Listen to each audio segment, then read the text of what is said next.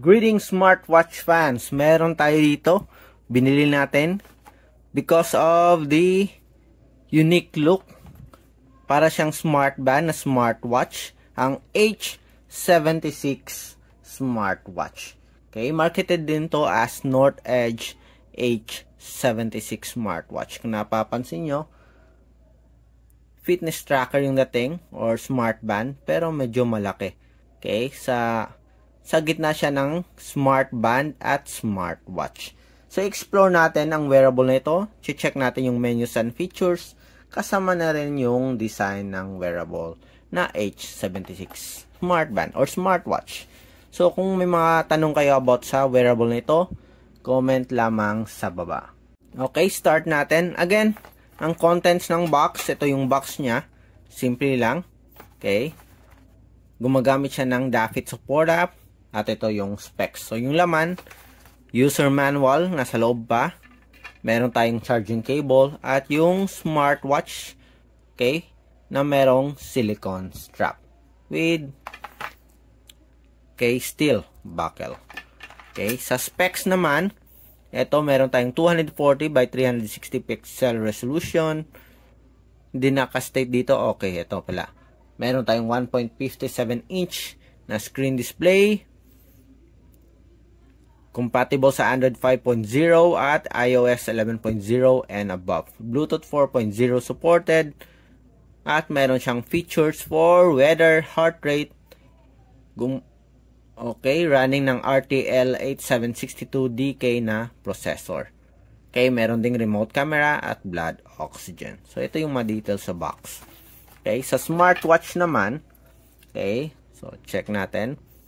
Meron siyang metal body frame, glossy. So, yung dating parang stainless steel. Merong PC back cover. At may strap na may quick release pin.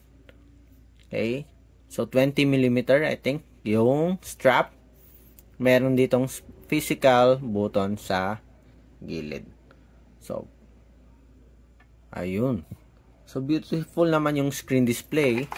Based dito sa sukat, meron tayong 1.57 inch screen display. Yung uniqueness about sa screen display ay yung curve side dito sa gilid. Okay, so tingnan natin ng malapitan. Yun. So curve dito, pero medyo malaki nga lang yung black border. So sa UI, adjust na natin yung brightness. Tingnan natin.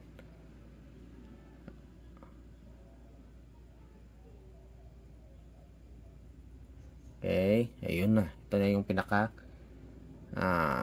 brightness adjustment. Change natin yung watch face para makita natin. Ayun. Pareho rin naman. So, walang much better na watch face dito na lighter yung dating. So, medyo malaki kasi yung black border. Pati na rin dito sa baba. Pero sa looks, okay yung smart band. Elegante yung dating. May power on and off button.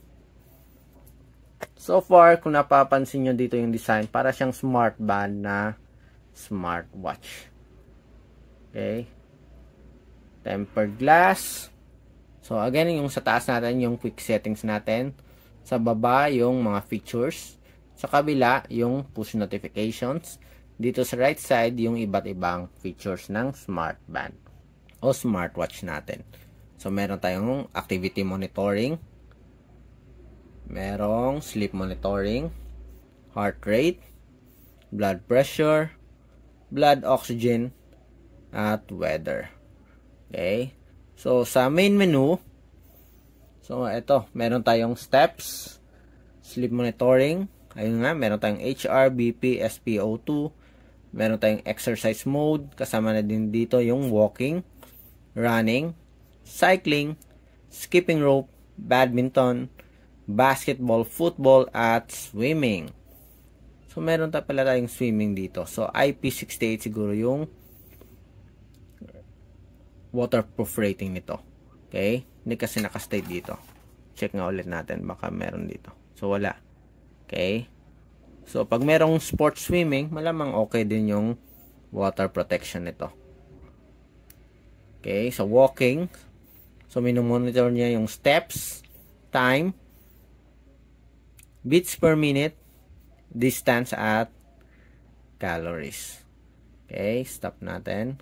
Yes. Okay, merong message notifications, weather. May shutter tayo dito, player, music player, remote music player at remote photo control function. May stopwatch.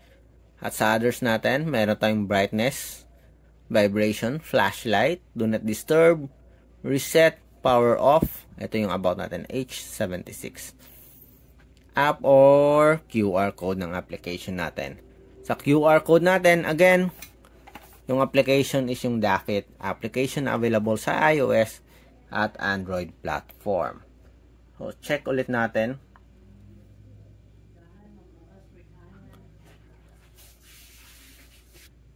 Okay, check muna natin yung HR, yung health monitor nila. Tingnan natin kung okay ba o hindi. Measure. Okay, so kailangan mo pa palang i-tap. Tingnan natin yung beats per minute. 72 beats per minute. So, merong results naman kaagad. Okay, paano ba bumalik? Press lang. Okay, blood pressure.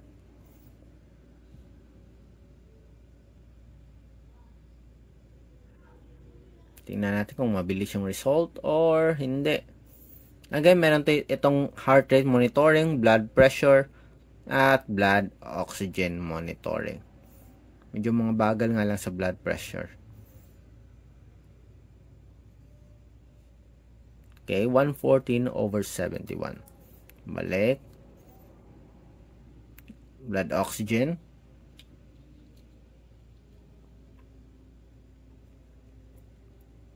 Uy, nawala kagad yung display. Measure. Ayun. Hindi kasi natin na-activate yung sensor. So, susubukan natin. Titingnan natin yung result. 99%.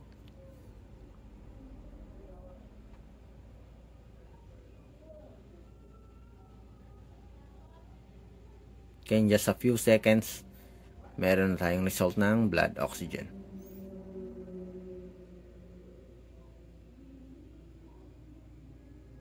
Ayun, 99%, the same pa rin. Hindi nga lang natin sure kung gaano ka-accurate ito. May weather tayo, ano pa bang meron?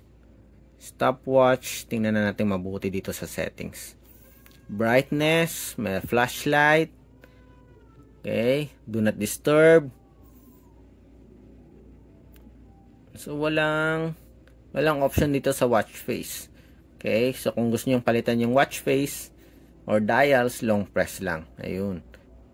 So, ilang watch face tayo meron? 1, 2, 3, 4. 4 dials. Okay. So, okay naman so far. Medyo matigas nga lang yung side button dito. Pero so far, when it comes sa design, okay na okay siya. Unique. Ganda yung pagkakayari ng screen display dito. Lalo na yung curve. Okay. So, curve, screen display. So, nagmumukha siyang manipis. Although, hindi naman. And, so far, metal body frame siya. So, parang nag-add ng elegant look sa fitness tracker natin. Again, ito ang H76 smartwatch. Marketed din as North Edge H76 Smart Band. So kung may mga tanong kayo about sa fitness tracker nito, drop lang ng comment. Subscribe, like, and share. Bye!